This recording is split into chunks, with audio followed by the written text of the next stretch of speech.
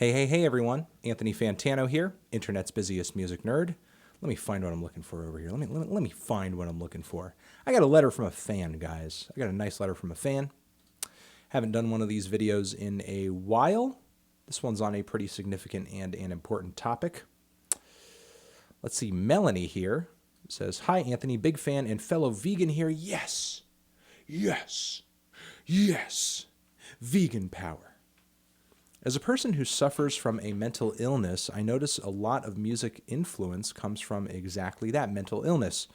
In your opinion, do you think personal experience with illnesses such as depression or anxiety make your music more authentic and therefore better? Thanks for reading." I love what you did there at the end. Melon E. Melon E. Melon IE. Thank you very much for the wonderful letter. Great question.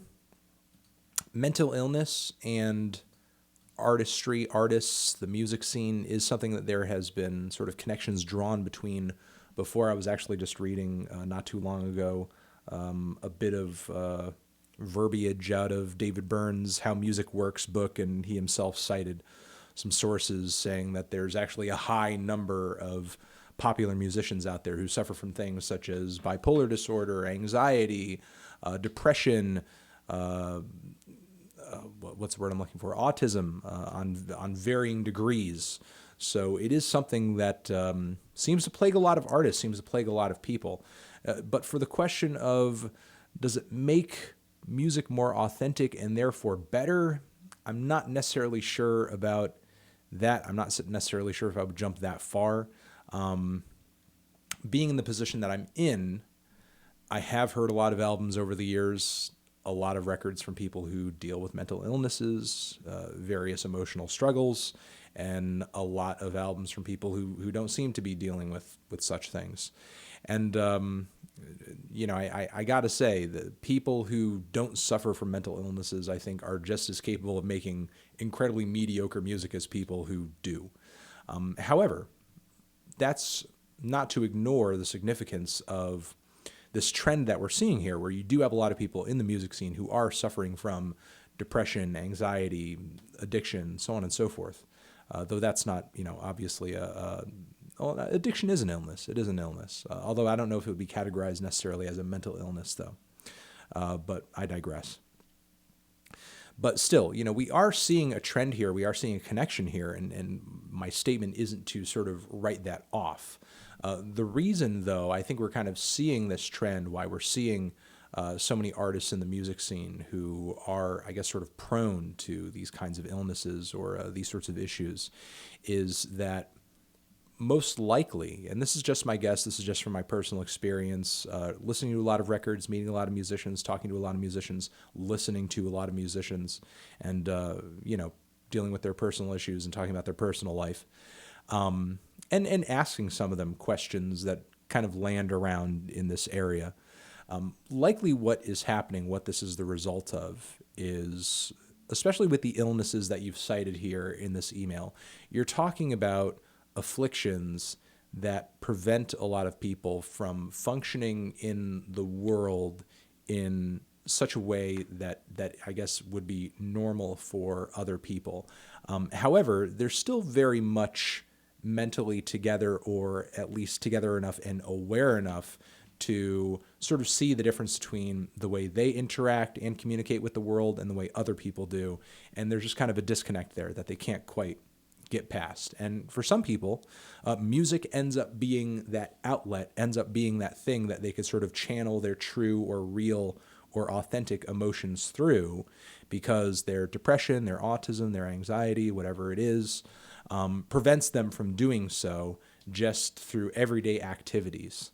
I think that's a good deal, I guess, as to why we're seeing things kind of function in the way that they are. Music, I think, becomes a throughway for a lot of people who suffer from mental illnesses to kind of get out what they need to get out, because there isn't another way for them to do so, or at least there isn't the way that someone who isn't dealing with these afflictions would deal with these things. It's just not there for them. That outlet is not there. Now, fortunately, these people, who we're talking about in the music scene, they have turned to music to do this. Some people who deal with these issues, they fall into much worse things like drugs and even worse than that. And listen, sometimes that's not necessarily a mutually exclusive thing. There are a lot of people in the music scene who do have drug addictions, and it's because, yeah, sure, they're using music to kind of get their feelings out there and kind of better themselves and give themselves an opportunity to make something of themselves and really just kind of like get their emotional problems off of their chest and just kind of put it out there to sort of feel validated or I guess kind of assured for what it is they're struggling with or dealing with. But sometimes that's not enough. Sometimes some of these musicians they get on some pretty hard drugs and get addicted pretty fast because they are dealing with issues that the drugs are essentially just kind of like covering over, trying to sort of take away from. The second reason I think we're kind of seeing this trend, though, is because there's kind of a demand out there for this sort of thing. Partially because there's definitely, and it's a tale as old as time, there's definitely a bit of a fetishization or this idea that it's glorious that these particular artists like really suffered and they had huge problems and they were just like broken people.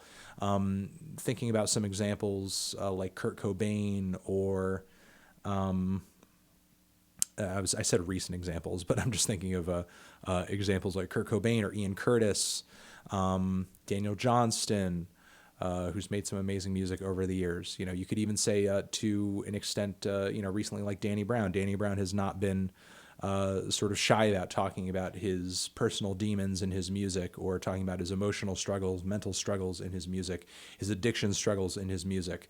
The fact that in his music, in a lot of ways, he has cried out for help and has self-referenced talking about how that cry for help in a lot of ways has not been answered or for a lot of people is like kind of been ignored because they've just kind of taken his music just simply as dumb party music and not seen kind of the messaging behind a lot of what he's doing and a lot of what he's saying. So for a lot of people, there's almost like a glorification of this suffering that a lot of people are going through. I think there's a high demand for it because there's just this really nasty stereotype out there that an artist needs a tragedy to make a great thing. An artist needs to be dealing with something awful or needs to be going through something terrible in order for them to make good art, which is just so not true. It's just so not the case. Good art comes down to communication ability. It comes down to skill. It comes down to concept and ideas. And, sure, while there are a lot of people I think who are attracted to this sort of thing because they're looking for a way to get out what they need to get out, the way that I see it personally is that these people are succeeding and they're making something great, or they're sort of getting out there what they want to get out there, not because they're broken, not because they're suffering, but almost in despite of what they're dealing with. Because, for somebody who doesn't have a mental illness, or at least even if you do have a mental illness, because I'm sure to a degree it's probably easy to buy into the narrative because it's repeated over and over and over and over so many times. And of course, you see guys like Kurt Cobain sort of glorified and spotlit for the demons that he struggled with throughout his career. So I'm sure, even for people with that experience, it's easy to buy into the narrative that, whoa, this person is great because of all the terrible things that they dealt with. And sure, to a degree, it's absolutely true that negative experiences or hardships definitely build character. However, there's definitely a difference between character building and then just straight you're suffering. You're dealing with problems that could potentially kill you. There's definitely a separation between those things, in my experience and in my opinion. But again, personally, I see these people kind of succeeding and winning and kind of advancing beyond these things that are kind of inhibiting them, if that's the word I'm supposed to be looking for there. Not winning because of it. They're trying to work beyond it.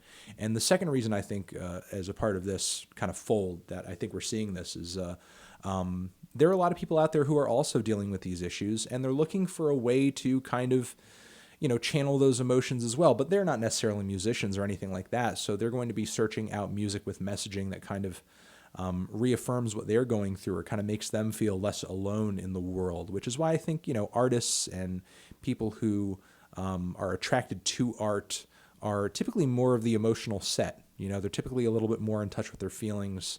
They're typically a little bit more on the sensitive side of things. They're typically just a little bit more emphasizing just kind of whatever the emotional quality of something is, and which is not necessarily a bad thing. I don't think it's necessarily a bad thing to be a little more in touch with your emotions. So I think that there are a lot of people out there who are struggling, who are not musicians, and they're sort of creating a demand for this kind of thing because they're looking for an outlet to kind of deal with their, emotional issues. And sometimes it's cathartic and it makes you feel a lot less isolated to know that, there are also other people out there who are dealing with what you're dealing with, and to kind of see a piece of art or something memorable or something kind of validating out there as far as like a good song or something. That kind of gives you almost like a feeling of like, okay, if this person made it through this, I can make it through this. Or if this person is dealing with this, I can deal with this. I think that can be a really powerful and a really significant thing.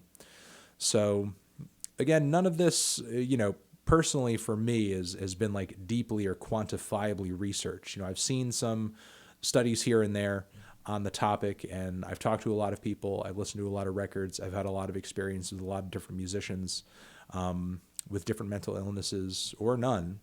And in my experience, it's not necessarily like some kind of gateway to making a great piece of art to have a mental illness. It's not something to glorify. It's not something that you want. People who suffer from these things day in and day out will not tell you it's a walk in the park or that it, makes them a great musician. And that's another thing. I think a lot of people dealing with such things, to sort of take it back to Danny Brown again, I don't think Danny Brown would ever tell you or would ever, want you to think that he's a great rapper because he suffers from or has suffered from what he suffered from. He's a great rapper because he puts in the time, he works at his craft, he, does the work, he does the study, and he has, and he really cares about the music. He's like a music nerd's musician. You know what I mean? He himself is a music nerd. He knows a lot about a lot of different records. He knows a lot about a lot of different rap flows. He knows a lot about a lot of different genres of music and producers and production styles. That's why the dude is at where he's at. He's at where he's at because of the hard work. Sure, maybe what he's going through gives him the experience to have a particular thing to rap about, but he's not always rapping about that particular thing. I have no doubt that whenever we hear his next album and whenever he moves on to another topic, we're still going to hear some good quality music from him because, he has the ability to, no matter what he's rapping about, to tell a story, to connect with the audience, to put together a compelling or a catchy or a memorable song, and put on a good performance as well.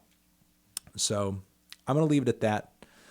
Thank you guys very much for watching. Over here next to my head is another video that you can check out. Hit that up or hit up the link to subscribe to the channel.